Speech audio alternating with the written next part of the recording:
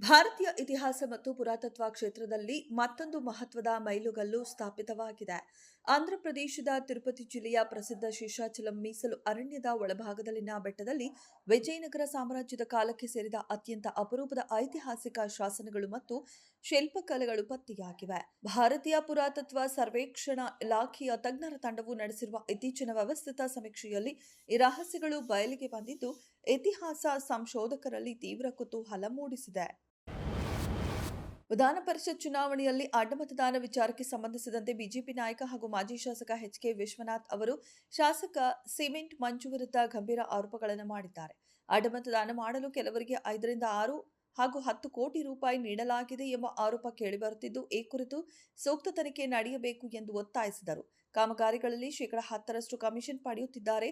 ದೊಡ್ಡ ಪ್ರಮಾಣದ ಹಣ ಸಿಗುತ್ತಿರುವಾಗ ಇಂತಹ ಎಂಜಲು ಕಾಸಿನ ಆಸೆ ಯಾಕೆ ಎಂದು ಆರೋಪಿಸಿದರು. ರಾಜ್ಯ ರಾಜಕಾರಣದಲ್ಲಿ ಬಿಡದಿ ಟೌನ್ಶಿಪ್ ವಿವಾದ ಈಗ ತಾರಕಕ್ಕೇರಿದೆ.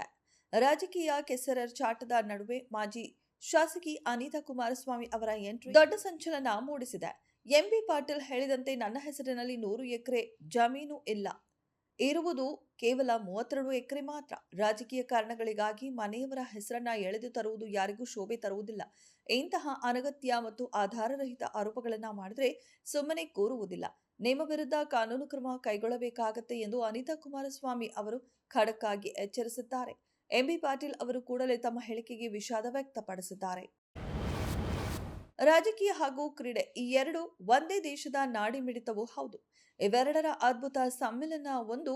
ಇತ್ತೀಚೆಗೆ ನಮ್ಮ ದೇಶದ ರಾಜಧಾನಿ ನವದೆಹಲಿಯಲ್ಲಿ ನಡೆದ ರಿಪಬ್ಲಿಕ್ ಶೃಂಗಸಭೆ 2026ರಲ್ಲಿ ಅನಾವರಣಗೊಂಡಿತ್ತು. ತಮ್ಮ ಚಾಣಕ್ಯ ಭಾಷಣ, ಹಾಸ್ಯ ಪ್ರಜ್ಞೆ ಹಾಗೂ ಮಾರ್ಮಿಕ ನುಡಿಗಳಿಗೆ ಹೆಸರಾಗಿರುವ ಪ್ರಧಾನಿ ನರೇಂದ್ರ ಮೋದಿ ಅವರು ಈ ಬಾರಿಯ ಶೃಂಗಸಭೆಯಲ್ಲಿ ಯುವ ಕ್ರಿಕೆಟ್ ತಾರೆ ವೈಭವ್ ಸೂರ್ಯವಂಶಿ ಅವರ ಬಿರುಸಿನ ಬ್ಯಾಟಿಂಗ್ ಶೈಲಿಯನ್ನ ಉದಾಹರಣೆಯಾಗಿ ನೀಡಿ ವಿರೋಧ ಪಕ್ಷಗಳ ಕಾಲೆಳೆದಿದ್ದಾರೆ.